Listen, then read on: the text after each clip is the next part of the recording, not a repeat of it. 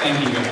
And stick around, we have 15 minutes with Tasya before she literally runs to the airport. So we will literally just do fan questions. So as soon as we know she's ready, roll video, and then if you'd like to actually line up for questions, we'll try and get a few in the little time we have for Tasya.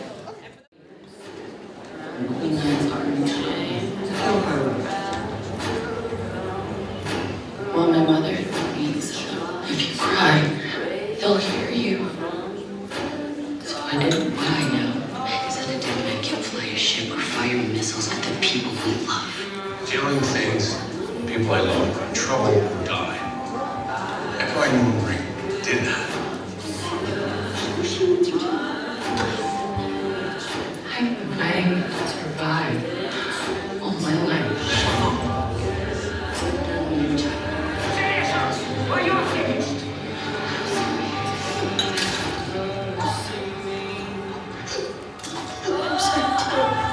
You're a killer, an assassin. I'm a spy. It feels good to be on the right side. There are times in war where you have to do the wrong things for the right. As a member of the Queen's Guard, command the army has fallen to me. Until he awakens, the life taken to make that happen will be mine. So let's get them through the court.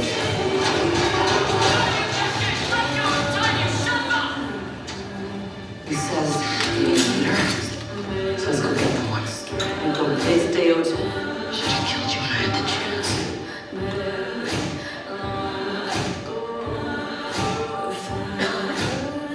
Only one fights where they can't win.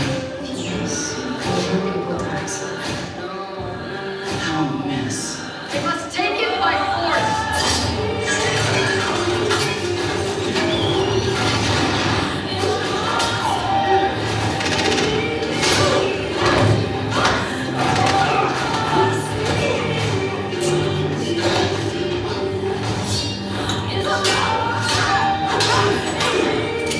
Drop the gun.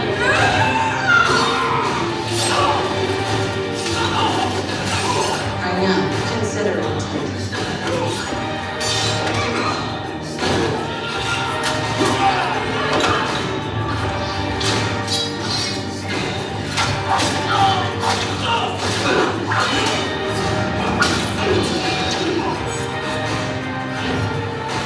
It's gonna take me a little while to feel nothing.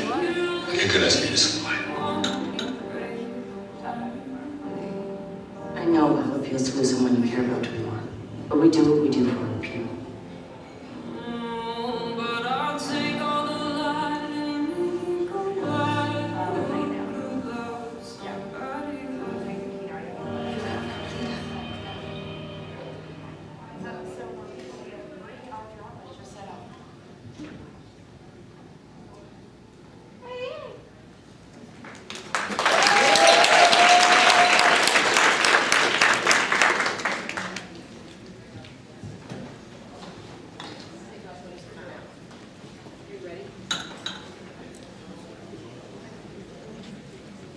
One second, she'll be out real quick, I promise. Thanks for getting her to the airport.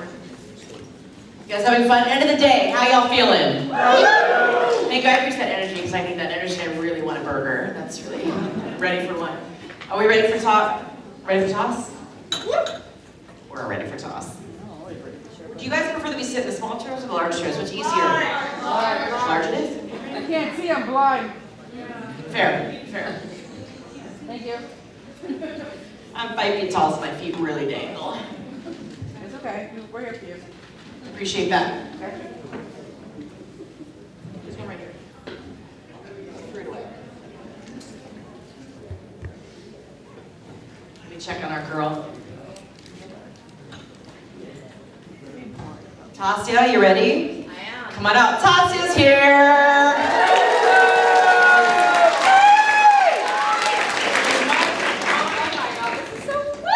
Well, this is going to be more of a quick rapid-fire questions for the fans, but how's your con been? Amazing. Thank you guys so much for being so patient, so lovely. I know it's been like really fast, quick and dirty. I'm happy about to spend a little bit of time with all of you guys though, so I appreciate that. Yes, well, we had them line up early. We're ready to ask you questions. Let's go. All right. So, as a big fan of music, has a song ever made you feel emotional, but but not for your own feelings, but something that a character that you played, like memories of that character. I do have an example if it helps you, because I heard a song, it's by Halsey, called Lonely is the Muse, and the end of the chorus, it says, but I was built from special pieces that I learned how to unscrew, and I can always reassemble to fit perfectly for you or anybody else that decides that I'm of use. And the first time I heard that song, reminded me so much of Echo and how much something like that must hurt. I literally feel emotional right now as you say that, because as soon as you were saying those words, I was like, oh my God, like that poor sweet thing with so much armor. Like she was only useful to people, and that was her self-worth. You know, she didn't have an identity outside of that. And exactly, yeah. So that's really beautiful. Thank you for sharing that. Hi. Oh, hello. Throughout the show, I noticed that you, as like the way they presented your character, you were just so sharp and beautiful, and you often had less dirt on you than others. You were just like stunning and gorgeous, and I'm just wondering how you navigated being a amazing, strong, powerful woman in this field. I mean, I think that, like where you draw inspiration from is, you know, the people around you often, or some other source. Like I looked to other women in Hollywood, like Robin Wright in House of Cards. She had like this kind of stature to her, and I read about how she got into that character, and she said that she embodied an eagle, and I stole it. And so like when I would move as Echo, like it was all in the neck, you know, like I would always be kind of, you know, I wouldn't move much, but I was, you know, and so you start to build a character through many different things. How do they move? What are they thinking? Like what are their opinions? And as far as, you know, being a strong character, female character, you know, I borrowed from my mom a lot. You know, she's really that person for me, and that helped me out a lot with this. Yeah. Thank you. Great question. Hi. Hi. I was wondering what your thoughts are on Echo and Hope's relationship. Well, that's funny because on the way somewhere in the last 2 days, sorry, it's a bit of a blur, but Marie turned around in the car and she was like, who is my stepdaughter? And all of us in the back were like, stepdaughter? And she's like, yeah, Shelby played her. And we're like, Hope? And I'm like, I think she was my stepdaughter too? Like me and Chuku and Octavia. We were all, anyways, but I'm like, or was it a love interest? We're not entirely sure. I walked the line. But me and Shelby just loved each other so much. You know, it was so nice working with her. What was the question? Yeah, I guess just like, what did you think that kind of relationship was? Did you see it more as they were friends, or like there was something romantic there, or like? I mean, I think when Echo first met Hope, she was like, who are you? Like, Echo will always approach everybody with suspicion because she was a spy, you know? But I think when they were stuck gardening for many years, you know, she softened, and I think she just probably like an older sister, I would say. Yeah. Thanks. Great, thank you. Hello. So there's a fan theory that Reese made Azgeda because that's the opposite of Tree Crew, which Callie made. And and you know the Azgeda symbol right in hand with the spiral. Do you think that he made that to symbolize him trying to get back to his father through the anomaly? Say that again. Do you think he made the Azgeda symbol to symbolize him trying to get back to Cadigan through the anomaly? Oh, that's a really good question. I don't know. But you know what happens is like you write and develop a world is you start to look at the symbols that you've established and you start to like bring them back into the world again in later times to start connecting the dots, and that's a really great question. Holy. But I wouldn't put it past Jason because, you know, like that's how his mind works, and he was surrounded with really strong writers, so. It's interesting because that symbol was around for so much of the show, but it could have been like a foreshadowing that we didn't even notice. I know. Clever. I love it. Good question. Yeah. So basically I was wondering, because like Echo obviously starts as like a very like tough, like kind of mean character, but then like with her time like on Space Crew, like with Raven and Bellamy, like she gets a lot like softer. So I was wondering like your thoughts on like her character progression to like a more like gentle version like of herself. I mean, like, I find that that's the most interesting thing is when you see, like, if you play a person one-dimensionally, then it's like, you know, then it's just not like real to me. I was always looking for the moments that she was, you know, like where I was like, where's her conscience? Like, and for me, the penny dropped when she had to go tell Bellamy that Octavia was dead. You know, she had opinions about other things on the way where she like, you know, you'd see in her eyes that she was like, I don't like doing this. But that was the moment, I think, for her where she really started to feel bad. But she doesn't trust anyone. So it took a lot of time for her to start to see that, you know, people can be good. And weaving that into moments was really fun, but it was also really hard. Every page, it was like, and then she kills another person. And I was like, oh, okay. Well, here we go. But Bob actually suggested this one time when when we get to space and we're like clawing through this hallway, Bob was like, Bellamy came and gave me oxygen. One of us gave the other person oxygen. Was that? It was Harper who gave her. No, it was me and Bellamy in this one moment. Yeah, I gave, like, so, like, then you start to see that, you know, she's starting to understand what it means to not just look out for herself and to take care of the people around her. And that's why I love her story so much, because, like, she just has this beautiful arc where she starts to learn what, like, love is. You know? Great, thank you. Hello, David.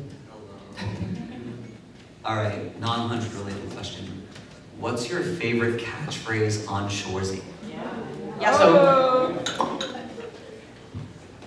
man, there's so many. They are. Y'all should watch Shoresy on Hulu, it's hilarious. And this one's heavily featured in the new season. That's true. I mean, I like, you know, set the tone, you gotta set the tone. Like, set the tone is just like a great way of like, I don't know, walking into a room and just setting the tone. Give Your Balls a Tug is like not in my top 10. It's kind of like, that's like for the boys, I guess. F.U. Shoresy. That's always fun to throw around, you know? What else? There's so many. I think that's where it's at. Yeah, all right. Thank you. Thank you. Huh? Yeah. Huh? Yeah, that's a good one. Okay, so, you know Monty's Make Algae Not War thing in his little apron and his algae saving the world. So if you or Echo, you can choose, we're going to put something in that phrase for algae, what would it be? Make what? You can't choose love because that's what the whole phrase is off of already. So make something not. Do you ask everybody this question? No. Okay. I might now. I'm like, what did they say? No, you're the first. Make Nutella. That works. That works, thank you. That's what I'm going with. Thank you. Okay, we have time for one more question, then we gotta get you to the airport. Yeah, that's I'll make it really Okay. quick. Okay. So my question is, this is like a design question. When you came back and your hair was really short, you looked absolutely stunning. I always wondered, was this something that you chose to do, or was it something that the writers chose for you? The writers. They did. And They you did. said, okay, I'm gonna chop it off. They wanted me to shave my head Oh my goodness. on camera. They're like, I'm like, bald cap? Or they're like, no, we want you to do it on camera. You looked absolutely And I stunning. was like, I'll do it. You hadn't grown star. Marie was like, they asked me to do that, and I told them to beat it. Great. Yeah, but yeah. Thank you. Thank you. Okay, one last one, quick. What do you think Echo's thoughts were on Lexa's decisions when it came to Sky Crew and Clark, and how do you think that might have evolved over time? Oh, she did not like it. She did not like it at all. Like, she was fully opposed to that, but she was also like a spy in Tree Crew, so she was blending in, and that's why she has certain tattoos. But yeah, she was not a supporter of that at all, and that's why it was so interesting that like she ended up becoming like a sky person, like which is so great. Yeah. Thank you all so much for your questions and your patience. Thank you. That's a wrap on Toss. The ConAgeddon Sky.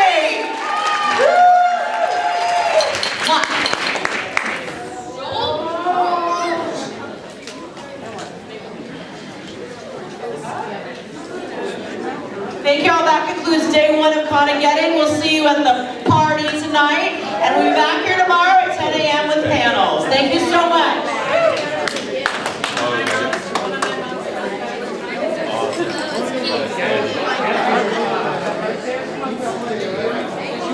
Let's go. You're not leaving. Let's go. You're not fucking leaving. Bitch.